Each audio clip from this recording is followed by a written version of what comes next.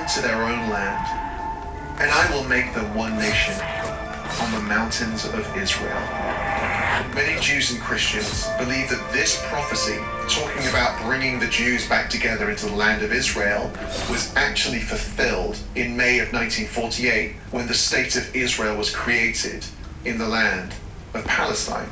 All you have to do is look at what the ancient prophets said. These prophets, 2,500 years ago, all said the same thing. They said that the Jewish people would be conquered, they'd be scattered, they'd be treated with contempt, but the day would come when God would call them home from the north and the south and the east and the west to their land. And then on the 14th of May, 1948, at 4 o'clock in the afternoon in the Tel Aviv Museum, David Ben-Gurion stood up and declared sovereignty.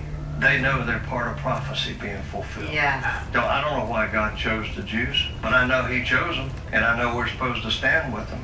And so for many Jews and Christians around the world, because of this, we are in fact now, right now, living in the end times. For these people, the fulfillment of prophecy in 1948 indicates that we are beginning the process of more and more prophecies being fulfilled. So what is it that they're anticipating? What are these next steps in prophetic fulfillment that Jews and Christians alike are waiting for? Well, let's read a bit more from the prophet Ezekiel.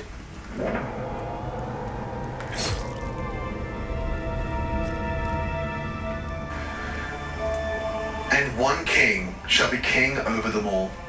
My servant David shall be king over them, and they shall all have one shepherd. They shall dwell in the land that I gave my servant Jacob, where your fathers lived. They and their children and their children's children shall dwell there forever. And I will set them in their land and multiply them, and will set my sanctuary in their midst forevermore. My dwelling place shall be with them, and I will be their God, and they shall be my people. Then the nations will know that I am the Lord who sanctifies Israel, when my sanctuary is in their midst forevermore. So for those Jews and Christians who believe that prophecy has begun to be fulfilled through the re-establishment of Israel in 1948, we can see here what it is that they're anticipating will happen next. Number one, a messianic King David-like figure will appear to lead Israel. Number two, a new temple will be built in the land of Israel. And number three, because these things have been fulfilled, God himself, the Lord, will come and dwell in that temple, in that sanctuary with his people, and usher in a golden age. Now these prophecies are very important because they're not happening in an isolated context. For these to be fulfilled, it is going to lead to geopolitical conflict. If you want to have the people in the land of Israel, the whole historical land of Israel from biblical times, you are going to have to invade Gaza and the West Bank and expand Israel into a greater Israel. And if you want to build a third temple, a new temple which God can dwell in, you are going to have to take control of the Temple Mount, demolish the Dome of the Rock, a sacred location for Muslims, and build your temple there. So not only do some Christians and Jews believe that this is the next thing that needs to happen in the fulfillment of their scriptures, but these very things are going to trigger conflict. So now an important question. Is it feasible that foreign policy is, to some extent, being driven by these visions of the Messianic end times? Is it possible that Israeli foreign policy, to some extent, is aiming at these outcomes? After all, we have seen the utter decimation of Gaza and aggressive expansion of Israeli settlements.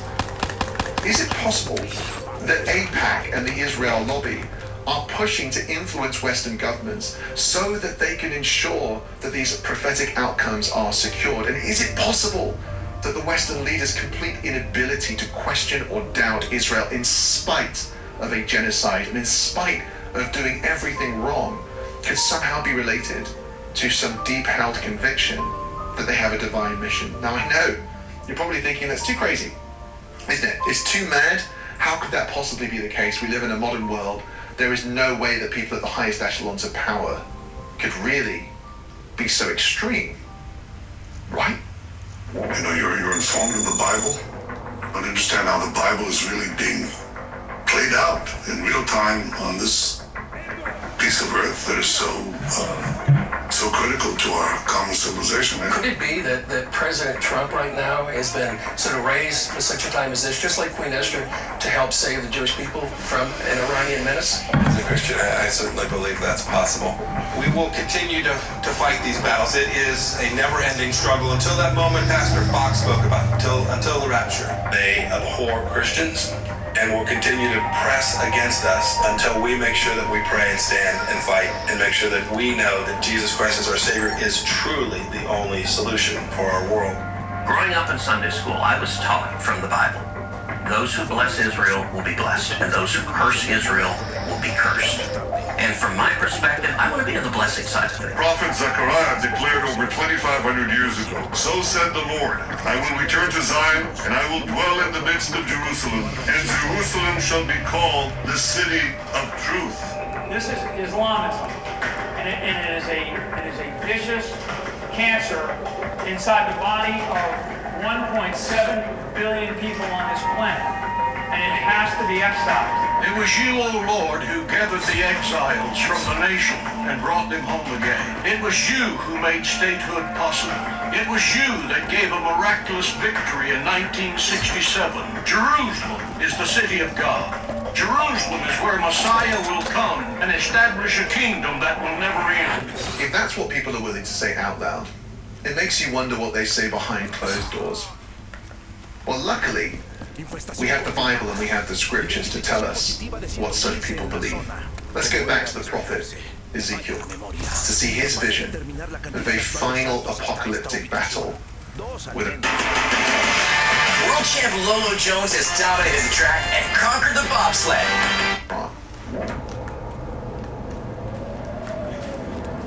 The word of the Lord came to me, Son of man, set your face toward Gog, of the land of Magog.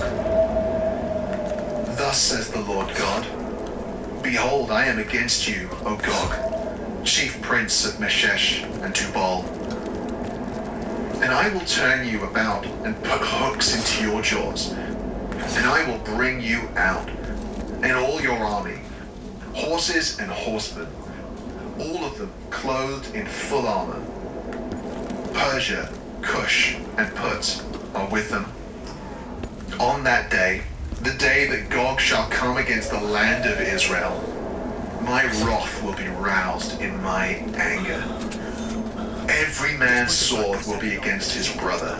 With pestilence and bloodshed, I will enter into judgment with him. And I will rain upon him and his hordes, and the many peoples who are with him, torrential rains and hailstones, fire and sulfur. So I will show my greatness and my holiness, and make myself known in the eyes of many nations. Then they will know that I am the Lord. If you follow the logic, it goes like this.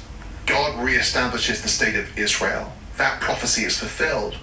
But then there is this final battle that must be done with the mysterious Gog and Magog, who we'll come back to in a moment. But critically, there is this clear reference to Persia, modern day Iran. And so according to this biblical prophecy, for those who choose to believe it, it is written that there will be a final conflict with Iran, and that this will be a crucial component in bringing about a messianic age. Now, I said that we talk about Gog and Magog. They're referenced again in the book of Revelation at the end of the New Testament, where they're once again associated with the end times, this time specifically and explicitly with the return of Christ. But did you know that there are people in the highest levels of government who see the current Middle Eastern conflict in terms of Gog and Magog? Following the invasion of Iraq in 2003, President George Bush Jr. had a phone call with the then French President Jacques Chirac. And on that phone call, he said the following: Gog and Magog are at work in the Middle East. This confrontation is willed by God. He wants to use this conflict to erase his people's enemies before a new age begins. A new age, like a new world order. Here George Bush sees this conflict in Iraq in terms of Gog and Magog. And don't forget that even back then, there was a plan not only to invade Iraq, but ultimately to invade Iran. We know this because General Wesley Clark, the Supreme Allied Commander of NATO, came out and told us. So I came back to see him a few weeks later, and by that time we were bombing in Afghanistan. I said, are we still going to war with Iraq? And he said, oh, it's worse than that. He said, he reached over on his desk and picked up a piece of paper. He said, I just got this down from upstairs from the Secretary of Defense office today. And he said, this is a memo that describes how we're going to take out 7 countries in 5 years, starting with Iraq and then Syria, Lebanon, Libya, Somalia, Sudan, and finishing off Iran. It seems that even in the early 2000s, Benjamin Netanyahu had managed to get to them. The two nations that are vying, competing with each other, who will be the first to achieve nuclear weapons is Iraq and Iran. It's remarkable, right? That battle wasn't just supposed to happen in Iraq, it was supposed to spread all the way through 7 nations, climaxing in Iran, all the while whilst George Bush Jr. uses the language of Gog and Magog to talk about a war that God has ordained. This war on terrorism, this crusade.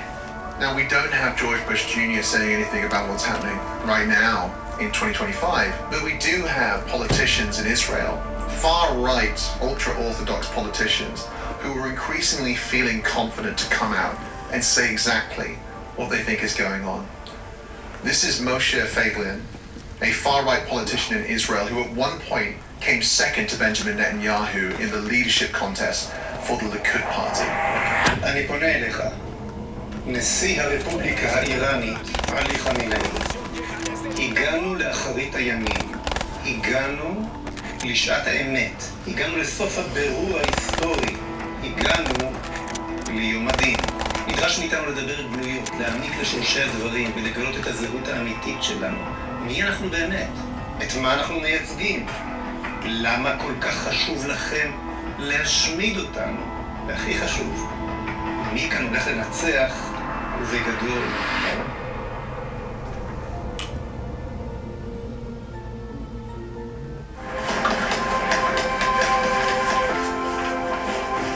Classroom lessons are just some of the many ways we'll help you succeed. Come to the Creighton Heider College of Business and learn what really matters. The words of Feiglin are astonishing, and I encourage you to watch the whole video where he talks through exactly what he thinks is going on. But the thing is, Feiglin and Netanyahu were rivals. They don't necessarily have a close political allegiance. And if you do just a quick Google search, you'll find that people generally believe that Netanyahu is a secular Jew. So what could all this messianic stuff have to do with him? Well, actually a lot. A surprising amount. But in order to explain that, I first had to introduce an even more mystical character than anyone we've already covered. And that is Rabbi Menachem Mendel Schneerson.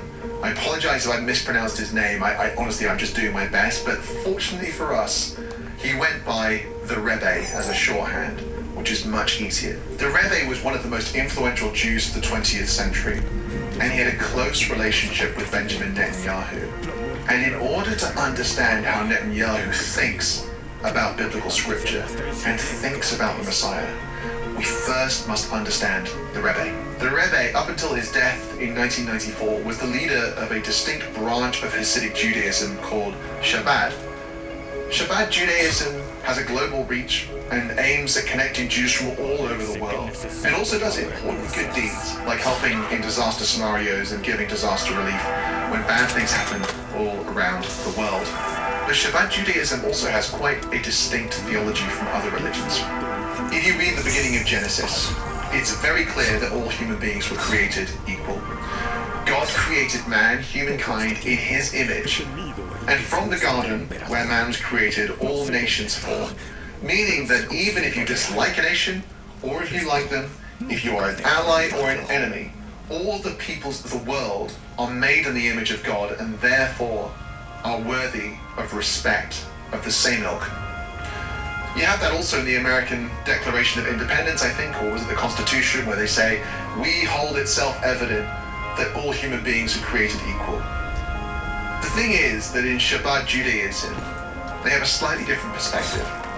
Yes, they take the Torah seriously, but they also have their own mystical texts, like the Tanya, And in the Tanya, we get a very different theology of humanity.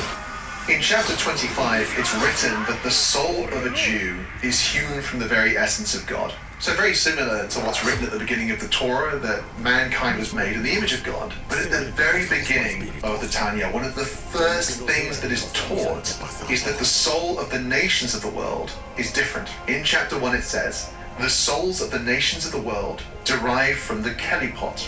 Now what is the kelipot? These are basically impure spiritual elements. Basically, this is fundamentally different to how the Tanya talks about the Jewish people, who are literally hewn from God, whilst all other non-Jewish people are hewn from these impure spiritual shells. Now this is important. This may just seem like a piece of throwaway scripture, but when you have this written in your holy sacred texts, it changes the way that you think about the world, because for Shabbat Jews, Jewish people and non-Jewish people are fundamentally different right down to the elements of the human soul.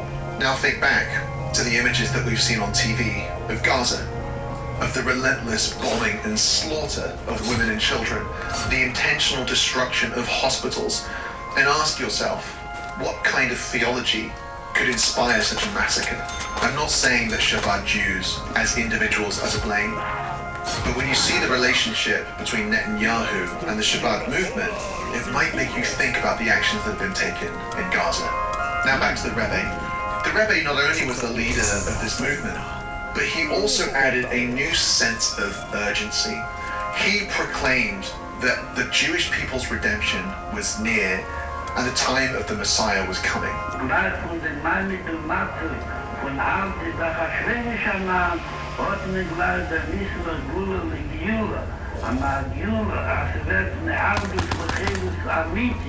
And this leads us quite nicely onto the story of Benjamin Netanyahu. In 1984, Benjamin Netanyahu had his first taste of being on the world stage as Israel's representative to the United Nations. And it was in this context that he first met the Rebbe. No card reader? No problem. Jim's got you covered. Accept any payment, debit, credit, Apple Pay, or digital wallets using just your phone. No extra...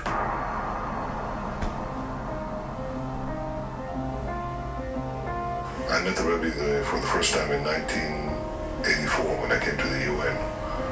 The Rebbe came on the stage, started to read the Torah, and I was told to go and approach him. And I said, well, he's reading the Torah, I can't ask him. He said, no, don't approach him. So I walked very gently, tapped him on the right shoulder, and I said, Rebbe, I would like I came to see you. And he looked aside and he said, just to see, not to talk. And so we started talking, and we had a 45-minute conversation. He said, you're going to this house of darkness, the UN, which was very, very unfriendly to Israel at the time. And he said, even in the greatest darkness, if you light a candle, it spreads a great light that can be seen from afar. And of course he said to remember what I represent, who I represent, to stand firmly and proudly for Israel and the Jewish people.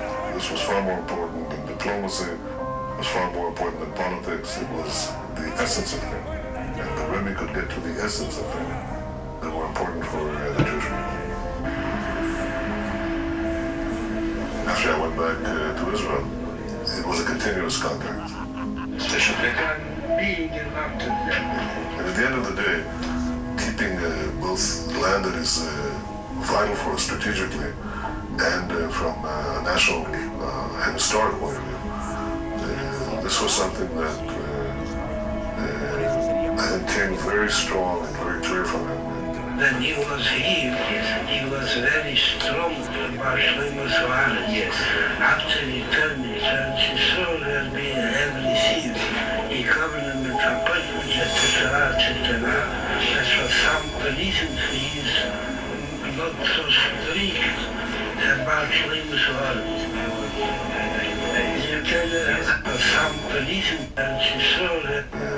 I think came very strong and very clear from him. When he was here, he was very strong about Shlomo Zohar. Yes.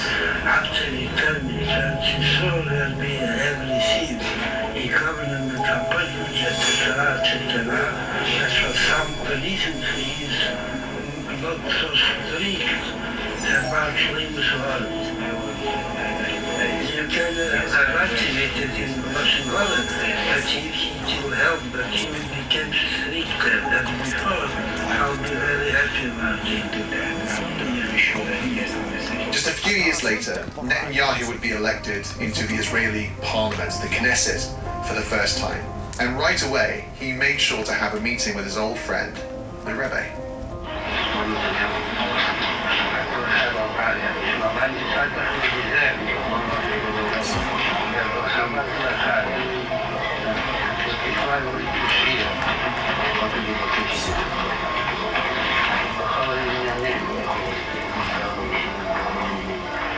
It's important to say, for the context of the story that we're building here, that the Rebbe didn't just have the ear of Benjamin Netanyahu. He also was known personally by President Ronald Reagan. And please give my warmest regards to the Rebbe on this his 86th birthday. The Rebbe was highly influential. The things that he said mattered to people.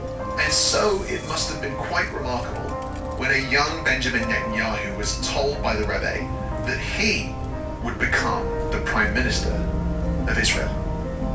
And not only that he would become Prime Minister of Israel, yes, but that he would be Israel's final Prime Minister, because he was going to be the one to hand over the rule of the nation of Israel to the Messiah, to the King David figure that we read about in the prophet Ezekiel. That's right, the Rebbe, the charismatic Rebbe, who had the ear of the President of the United States, one of the most influential Jews in the 20th century. This Rebbe told Benjamin Netanyahu not only that he would become Prime Minister, but that he would be the one to usher in the Messianic age. Now, how seriously did Benjamin Netanyahu take this? Well, let's just listen to a conversation between him and the Rebbe.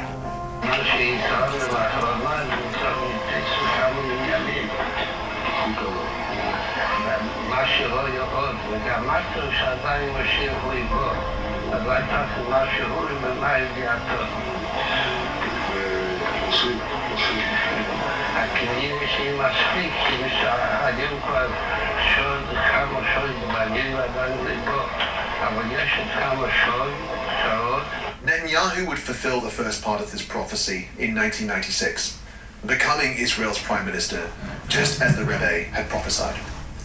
Just 3 years later, he would lose this role. No Messiah had come, no golden age had dawned, and Netanyahu was out of power. Now you would assume, having been Prime Minister and having lost power, you would say, I had a good run, I'm now in the annals of history, and I'm going to get on with my life pursuing other political objectives. But no, Benjamin Netanyahu fought his way back into power. In 2009, he became Prime Minister for the second time, this time holding office for a phenomenal 12 years. And in these 12 years, he increasingly ramped up his rhetoric towards Iran and the need for confrontation with Iran. But before he could fulfill that vision, he was removed from office once more. Once again, no Messiah had arrived, and no golden age had been formed in Israel. But he wasn't. If you're looking to spruce up the outside of your house, these are the coolest and easiest lights you can buy and require no tools to install. Each box comes with everything you need and covers up to 100 feet. The bulbs have an attached outdoor strength adhesive, and you just peel and stick the lights right to your roof line. Here's where the magic happens. You can control everything from an app. If you want to get fancy, you can program down to each individual bulb. But they also have over 70 pre-made themes and thousands of colors to choose from. You can sync the lights up to music. You can automate them to go on and off for sunset and sunrise. We just started decorating for Halloween, and it makes so much of an impact on the vibe of the house. The camera doesn't even do it justice. In the first 5 minutes of turning them on, we had 3 neighbors stop and comment how cool they were. We plan to keep them up year-round, not only... And yeah, as 2022 ended, Netanyahu managed to secure the prime ministership of Israel one more time, this time by forging a coalition with ultra-right-wing elements in Israeli politics. As 2023 began, Benjamin Netanyahu was prime minister once more, with an opportunity to push even harder. More and more settlers took up land, expanding the scope and scale of Israel. The obliteration of Gaza began, forcing the expulsion of Palestinians from their own homes, enabling Netanyahu to fulfill a preposterous vision of a potential greater Israel, all the whilst ramping up the rhetoric of an urgent need for war, whilst increasingly talking about a final showdown between the forces of good and evil. This is the map I presented here last year. It's a map of a blessing. Look at the second map. It's a map of a curse.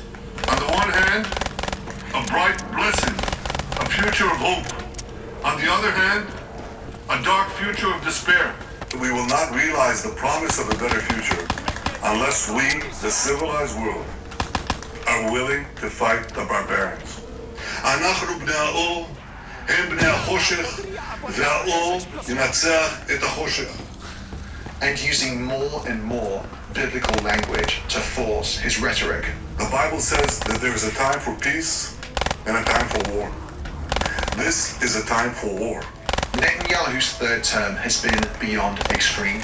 He is now wanted by the International Criminal Court, and people all around the world are crying out for justice, crying out that he is held accountable for his extreme actions and the mass genocide that has occurred in Gaza.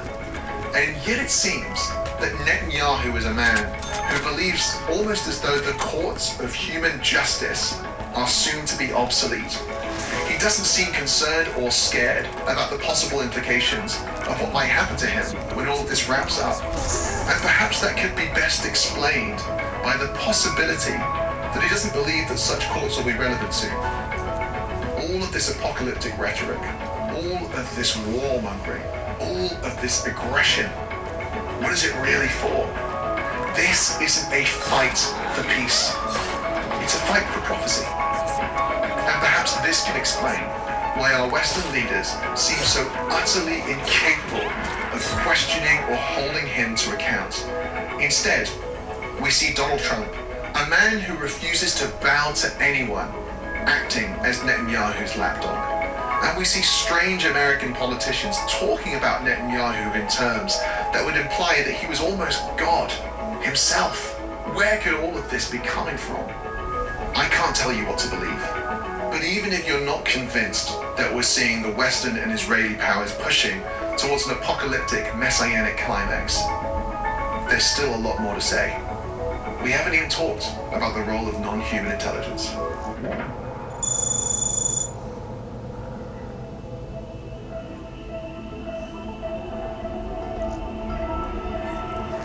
It's 2025, and people from within the defense and intelligence community are telling us that non-human intelligence is real, and that we need to take it seriously. We have hundreds upon hundreds of whistleblowers. We have former presidents, we have astronauts, we have scientists, we have generals, we have pilots, we have defense and intelligence officials, all of whom are coming out and are singing from the same hymn sheet, telling us that UFOs are real and that non-human intelligence is here and that it is interacting with us. And this seems to be happening with a sense of urgency. Now, I want to ask you, as Netanyahu drives us into this massive conflict in the Middle East, as he continues to use biblical language, do you think it's possible that he has no consciousness, no context, and no understanding about what's going on with the UFO phenomenon? Do you think it's in any way plausible that he doesn't have an interest in this conversation or potentially doesn't have a stake in it? Personally, I think that's preposterous. Whether you come at this from a religious perspective or just the non-human intelligence UFO perspective, the story is going to be pretty similar, right? Non-human intelligences create us and put us here. To some extent, they've directed the course of human history. And it seems to be agreed across both elements that they're returning. Whether that's in the form of a Messiah or the second coming of Christ, or whether it's this insane urgency that we have about the approach of 2026 and 2027 and this sense that something is coming associated with non-human intelligence. And don't forget that Netanyahu has no relationships with people from within the UFO community. He and his wife know people together. He's met with other intelligence officials who know people from the Psychic Spy program. They know people who do remote viewing, and they have relationships with people in the CIA who understand the importance of the UFO issue. And don't forget that some of the biggest proponents for UFO disclosure in the Senate right now, people like Chuck Schumer and Kirsten Gillibrand, also simultaneously receive vast sums of money from the Israeli lobby, and yet they still seem to be able to continue with their push for UFO disclosure whilst proactively supporting Israel's geopolitical objectives. And it raises the question, how are those two things aligned? And of course, we would be remiss if we didn't mention General Hayek. I remember after that first pop episode of our coming back, we're in Miami. I went back home. We gotta take all of our money and we gotta dump it into the club. I swear to God, if I let myself that, you know what? We should have. Eshed, the father of Israel's space program, who came out just a number of years ago and confirmed a few critical details. Firstly, non-human intelligence is real. It's here on this planet interacting with our leaders, and it's driving geopolitical affairs. It is ultimately in charge. That came from the father of Israel's space program. So I ask you once more, is it in any way possible that Netanyahu's apocalyptic push towards this climactic war isn't related to a deep understanding of non-human intelligences and how they're interacting with the world? And I think the answer has to be, it is impossible. It is unthinkable and inconceivable that events of this scale and magnitude wouldn't have some connection. On the one hand, our politicians and leaders are telling us that we must go to war with Iran and we must participate in this climactic battle. And at the same time, they're telling us that non-human intelligence is real, and increasingly have been hinting that something may be coming very soon. There is a sense of urgency because, people said, well, why now? Well, because it's not on our time scale, not on our timeline. It's not up to us. They're here, whether we want to acknowledge it or not. They're here.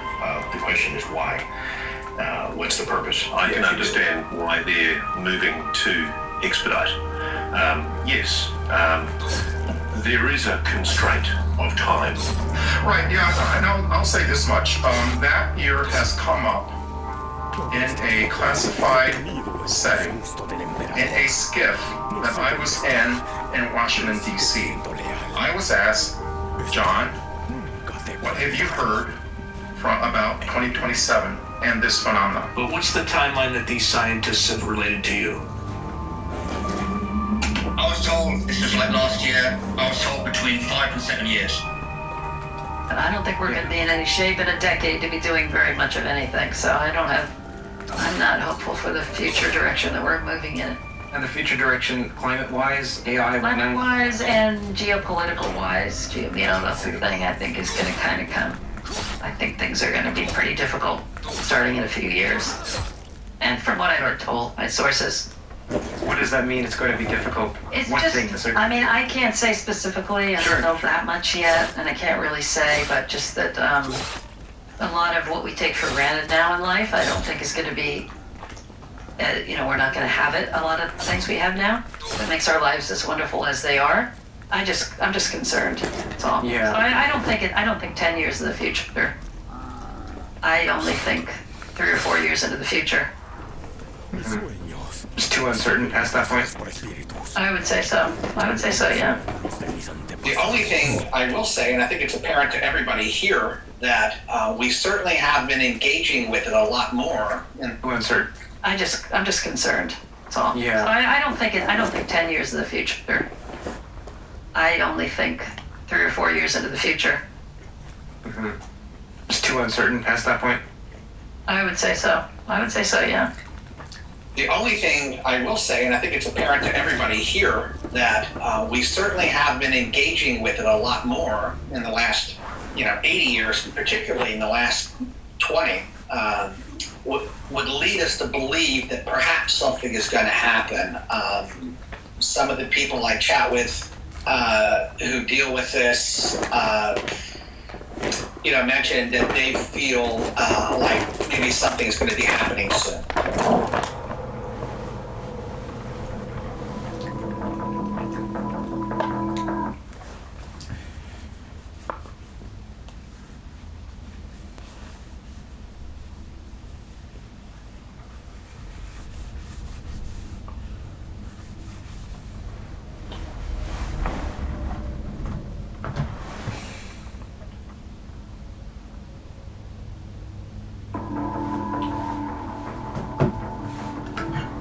the claims of non-human intelligences arriving in 2026, 2027, there is one that stands head and shoulders above the rest. It's the claims of a man called Chris Bledsoe. Now, when you hear this man speaking, you're going to think to yourself, why on earth should I pay attention to him? Why would you give him any credence? Why does it matter? And I'll tell you why. Chris Bledsoe, it has been proven, is being studied and is having meetings with people from the CIA, from NASA, from the Department of Defense, from the Ministry of Defense, people from Australia, from their defense intelligence community, people from all over the different agencies of the United States of America have been interested in him, have met with him, have asked him what the non-human intelligences are saying to him, and continue to study him and collect health samples to understand what is going on with him. It doesn't mean that that's proof that he is actually in contact with some extraterrestrial or non-human intelligence being, but it does make us wonder what's really going on. And I raise him right now because the things he says are absolutely critical in the final jigsaw piece in our puzzle. Here's Chris Bledsoe.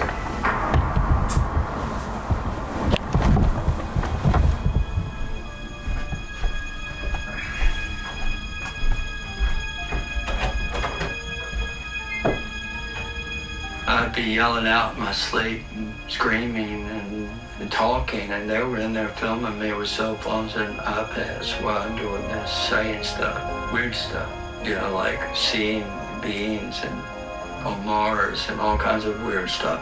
So eventually I began to remember some of what happened, not all. I was inside a bubble, something that was solid that I could stand on, but I couldn't see the walls, but I could touch them. But I could see everything in every direction. And there were always three figures behind me that were shadowy, and they were narrating what I was seeing. And I saw North America from way up high. I saw the whole United States, and then I was taken to Egypt, and I saw the pyramids, and this Hathor's temple. I saw that, the Sphinx facing to the east, and then the lady comes back. She said that when the star of Regulus, when Regulus is red on the horizon, it's taken it to the iPad. Just wonder what's really going on. Him, what the non-human intelligences are saying to him, and continue to study him and collect health samples to understand what is going on with him.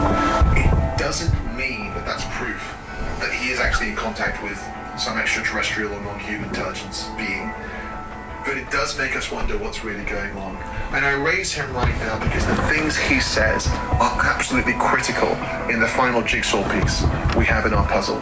Here's Chris Bledsoe.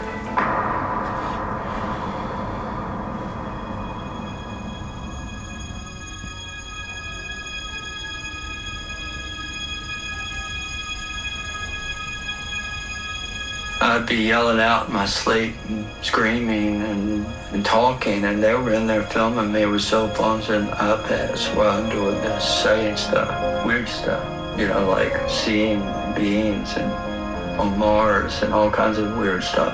So eventually I began to remember some of what happened, not all. I was inside a bubble, something that was solid that I could stand on, but I couldn't see the walls, but I could touch them. But I could see everything in every direction. And there were always three figures behind me that were shadowy, and they were narrating what I was seeing. And I saw North America from way up high. I saw the whole United States, and then I was taken to Egypt, and I saw the pyramids, and this Hathor's temple. I saw that, the Sphinx facing to the east, and then the lady comes back. She said that when the star of Regulus, when Regulus is red on the horizon in front of the gaze of the Sphinx, that moment would mark a change in humanity's knowledge. These boots are made from a single piece of premium American leather tanned in Pennsylvania. They're built to last. And she showed me other things, or us bombing Iran. And I did that in 2012. And so what they did was I gave them the date of 2026 because they took that celestial event and ran it through these machines that showed that exact alignment will happen in 2026. Did you notice something in what he said? Beyond, obviously, the astonishing claim through these was I gave them a change in humanity's knowledge. And she showed me other things, or us bombing Iran. And I did that in 2012. And so what they did was I gave them the date of 2026 because they took that celestial event and ran it through these machines that showed that exact alignment will happen in 2026. Did you know? Because they took that celestial event and ran it through these machines that showed that exact alignment will happen in 2026. Did you notice something in what he said? Beyond, obviously, the astonishing claims about the arrival of non-human intelligences and this impending event, little more than a year away at this point from where we are. But did you notice something else? When he talks about seeing missiles being dropped on Iran, that's the same moment that he sees this vision of the Leo constellation rising on the horizon to form this alignment. Isn't it interesting? Just at the moment that bombs are dropped on Iran, the constellation Leo, a lion, is rising on the horizon. It was just the other day that bombs are dropped on Iran, the constellation Leo, a lion, is rising on the horizon. It was just the other day that Israel bombed Iran. What was that operation called? Moments ago, Israel launched Operation Rising Lion, a targeted military operation to roll back the Iranian threat to Israel's very survival. When the star of Regulus, when Regulus is red on the horizon in front of the gaze of the Sphinx, that moment would mark a change in humanity's knowledge. And she showed me other things, or us bombing Iran. Now I know, it could be the Lion of Judah. It could be in reference to the lion on the Iranian flag. It could be in reference to 1,000 different things. But let me remind you of the facts. There are extremist religious elements in both Israel and the United States. Many of them believe that biblical prophecy is being fulfilled. Many of them believe that a climactic war with Iran is part of the fulfillment of those scriptures. They believe that that prophetic age started in 1948 and is yet to be concluded, and that it involves the aggressive expansion of Israel and a climactic attack with Iran. We know that the Rebbe had a close relationship with Netanyahu and that he claimed that Netanyahu was going to be the final prime minister who would usher in a messianic age. And we know beyond doubt that a global leader like Benjamin Netanyahu will be aware of the claims of the likes of Hayam Eshed and will be aware of this UFO disclosure push. And clearly through the funding in AIPAC, they have no issue with that going on. It makes you wonder, why did they call this Operation Rising Lion? Maybe I'm reading too much into it. Maybe it has multiple meanings. But if you're still not convinced that this messianic angle has any weight, let me give you a few final quotes. This is Tom DeLonge. The way it was explained to me is, yes, there are good gods and bad gods, and their interactions with humanity has been well documented all the way back through Greek myth and then even further back into the Sumerian legends that are out there. I actually have communications that are detailing very specific leaders within Sumer and within ancient Greece. Very specific people that I am being told to communicate that were given types of information from these gods. You know, it's insane. I think the point to really take from all of this is that those stories are true. You know what? There's two things that I learned over the past 6 months that will never ever escape me. Number one, all the ancient myths and texts are right and true, and you have to somehow go through them all to figure out what is being said. And the powers that be, PhDs and high-ranking people and all the top people know this about those texts, but that the world is magical. We know that Tom DeLonge was in contact with multiple generals, many 2-star generals, even a 4-star general has been practically confirmed. And in fact, I even have a list of about 25 people that we can confirm were in conversations with Tom DeLonge. And some of these individuals led him to believe that people within the United States government believe that the ancient scriptures are in some sense true, and that we live in a magical world. That is a remarkable thing to say. We often think about Tom DeLonge as being someone who talked about UFOs before they were popular. But in this clip from 2016, we hear him saying that he's learned that world leaders believe that these ancient scriptures are true. That's quite a remarkable thing to say, and it's something we don't often pay attention to. But let me add someone else to the mix, someone you'll probably be less familiar with. A ufologist called Dan Smith. He's the son of a Harvard professor, and his father was actually in the Eisenhower administration, a very senior person there. And in the 90s, Dan Smith made contact with a government insider who told him some quite remarkable things. During an interview with Vince Johnson in 1994, he talked in detail about what he'd learned. This is Johnson's article. Smith reported that his government sources hinted at an eschatological emergency. When I asked why the CIA was interested in eschatology, he replied that the ramifications of the eschaton event represented a serious threat to national security, and thus fell into the purview of the intelligence agencies. Smith also revealed that the eschatological issues he raised. This fall, heel pain and sore arches won't stop you. Hand-stitched leather boots deliver lasting comfort. Arch support eases pain, keeps autumn walks comfortable and strong. Waterproof. Related directly to the biblical prophecies of the book of Revelation. Now, once again, we've got to ask, why should we take Dan Smith seriously? Well, if you Google him, or if you read the journals of Jacques Vallée, or if you do any surface-level research, you'll find out that Dan Smith's source was a famous doctor who works for the CIA, or I should say, mysterious doctor. I don't want to say his name here. People tend to get in trouble when they talk about him. And given the intense things that we've discussed today, and the links that I'm going to make, I just don't want to use his name right now. But this individual not only was Dan Smith's source, he also had a relationship with Tom DeLonge.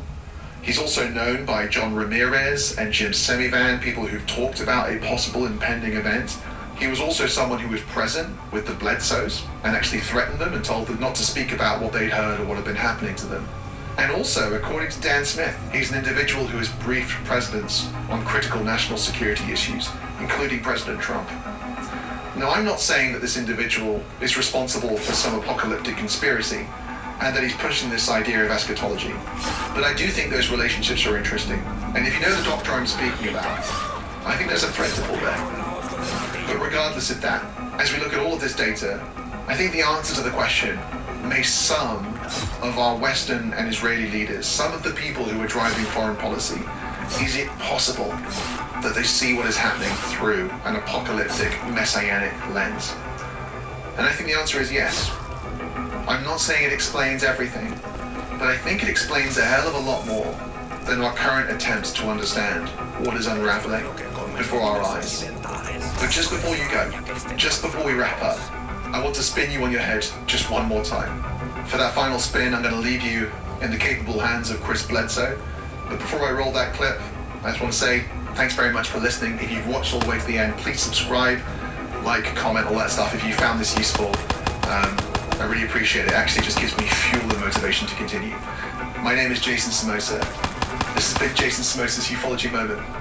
And until next time, cheers. She said there are people in power. I put this in writing in 2012. She said there are people in power, and I'm not going to say where she focused my thoughts on that, but there's script in the book of Revelation to bring about Armageddon and the end of the world.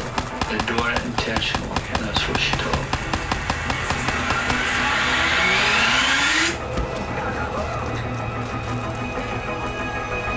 Okay.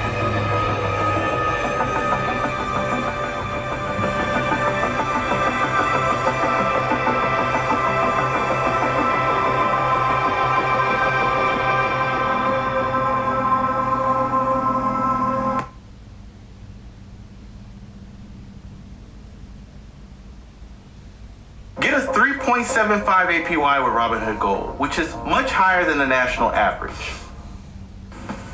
The emergence of Yahweh as one of the major deities of the ancient and modern world is a historical tale as surprising as it was accidental. Originally a relatively minor regional storm and warrior god, Yahweh would become the state deity of the ancient Israelite and Judahite polity before undergoing significant mutations to simply become God for billions of people the world over. But in that process, something truly astounding occurs. Yahweh goes from simply being a god among many other gods to simply being God, the God of what we now know as monotheism. Just how did Yahweh become God? Following up on my first video exploring the origins of Yahweh, in this episode I want to trace out the origins of Yahwistic monotheism. And, as we'll see, the emergence of monotheism in any form was certainly not the inevitable theological destiny of Yahwism. But what are the origins of Yahwistic monotheism, and to what degree was the religion of ancient Israel ever really monotheistic at all? If you're interested in magic, hermetic philosophy, alchemy, Kabbalah, or the history of the occult, or just arcane dimensions of religiosity, make sure to subscribe here to Esoterica and check out my other content on topics in religious esotericism. Also, if you want to support this work of providing accessible, scholarly, free content on topics in esotericism here on YouTube, I'd hope you consider supporting my work over at my Patreon. You can take a look at maybe a one-time donation via PayPal. You can use the Super Thanks option below the video, or you can pick up some of our cool black metal merch. They're not making some Yahweh black metal merch. Yahweh's pretty metal from time to time. But now, let's turn to how a minor regional warrior storm god, that god among gods, became simply God, eventually the god of monotheism. I'm Dr. Justin Sledge, and welcome to Esoterica, where we explore the arcane in history, philosophy, and religion.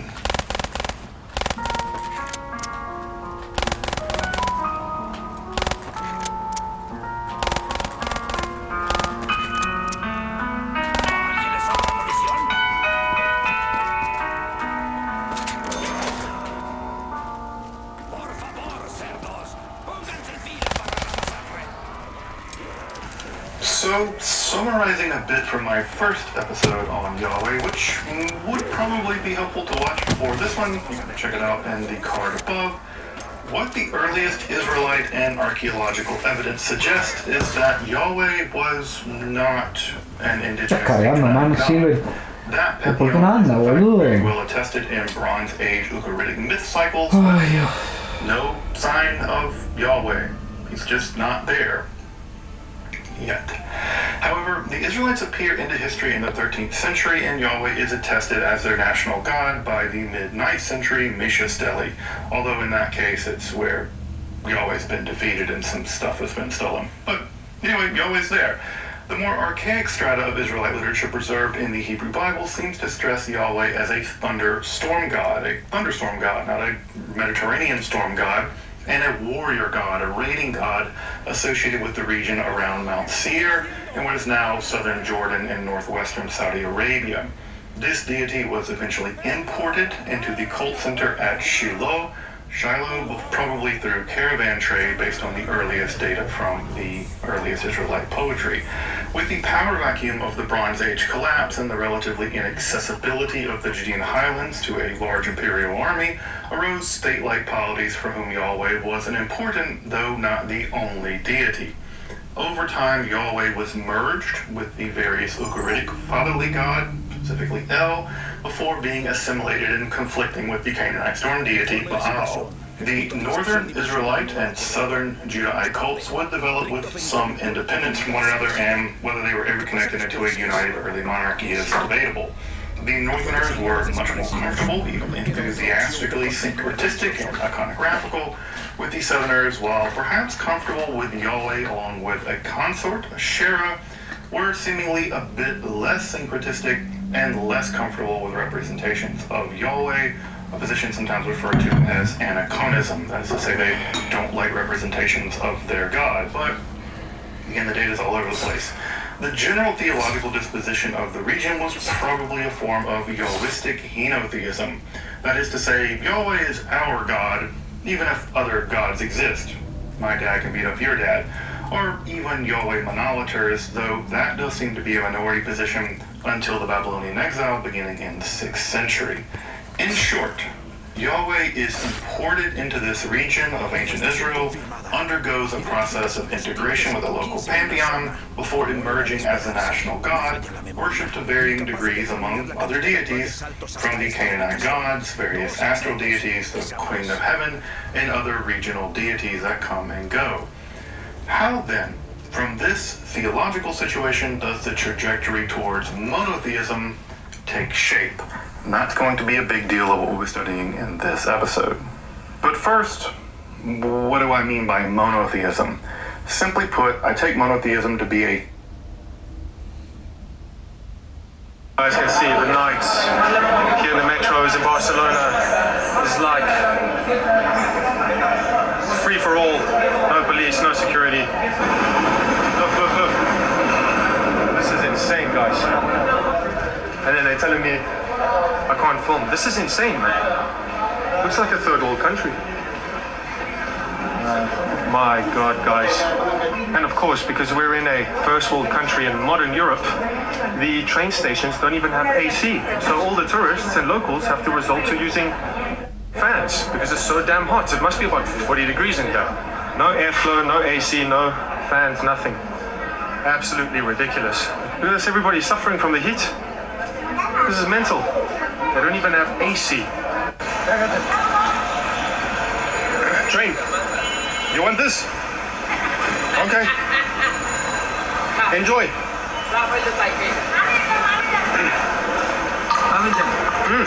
No money. Have no money. No money. Camera, yeah.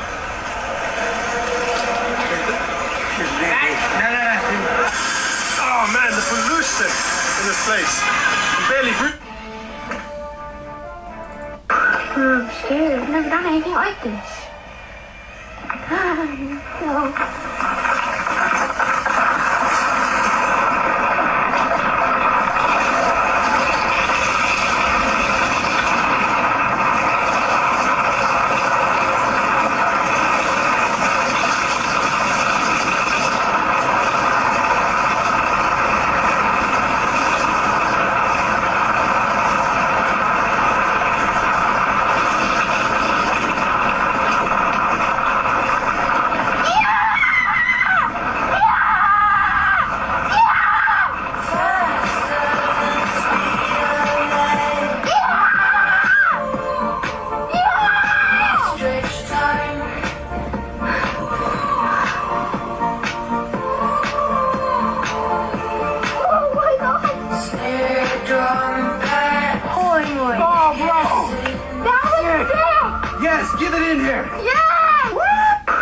Watched in those because already shown by Northern Ireland and Italy as it fires off the back of Marco Roma's chair. That's really unfortunate, but the moment you sit still is the moment opposition can capitalise. Watched in those.